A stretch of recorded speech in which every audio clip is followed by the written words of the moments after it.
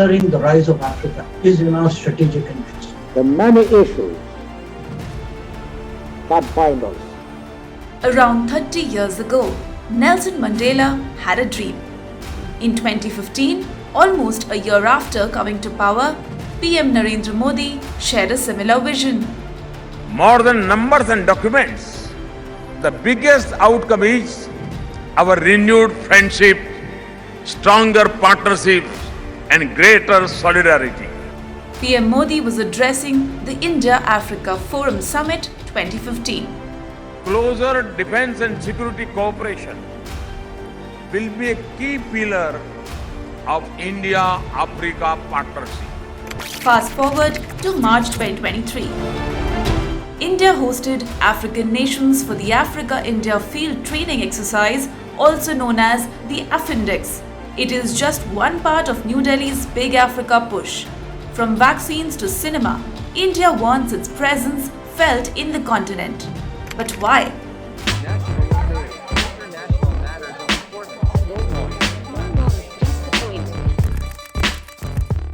The Africa is the cradle of the humanity, the civilizational ties, including people-to-people contacts, have laid the foundation for free flow of ideas and practices since time immemorial.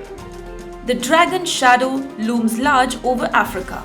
China has been steadily increasing its presence in the continent. On the other hand, India has some ground to cover. From 1947 to 2023, India's hopes and dreams have changed drastically as far as Africa is concerned. At the time of independence, Nehru, with his non-aligned movement, sought cooperation and good relations from African nations.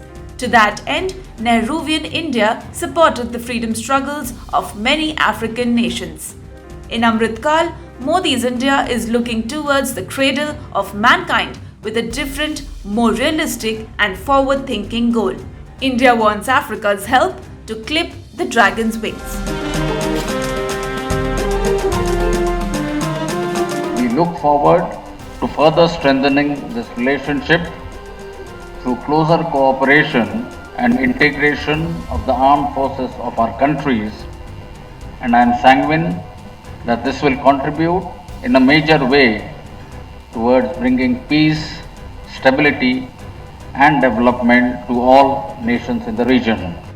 In comes the AFINDEX 2023. The military exercise comes at a time when China is increasing its naval presence in ports as far as East Africa. The AFINDEX kick-started in 2008 after the India-Africa Summit.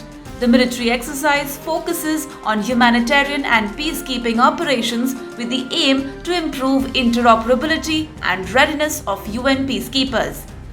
We want to be friendly with anybody, but we also want to send a message. If you lift your hand and if you force us to you, we might chop off that hand. The core issue behind New Delhi's concern is the rise of the dragon in Africa. According to China's Customs Department, Beijing's bilateral trade with Africa hit a record high of $282 billion in 2022.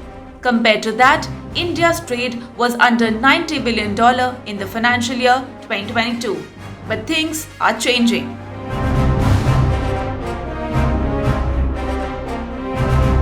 In 2020, India's External Affairs Minister Dr. Subramaniam Jaishankar had said partnering in Africa's growth is in India's favor. The rise, facilitating, contributing, partnering the rise of Africa is in our strategic interest.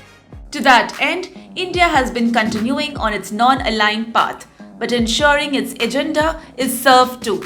From April 2022 to January 2023, India saw a whopping 42% rise in exports to China as compared to the same period in the previous 9 months. In that same duration, imports rose by 11%. Exports to Africa make up for over 11% of India's total trade. That's still almost half of India's trade with the Americas or Europe. In fact, India already has trade agreements with 19 African nations. These treaties grant the most favored nation status to India in many categories. But India is also pushing its soft power in Africa. Bollywood reached Africa's shores in the 1950s. Since then, the Indian film industry has only become more popular in the continent. In 2018, PM Modi addressed the Parliament of Uganda. We in India rejoice in every African success because of our deep bonds of friendship.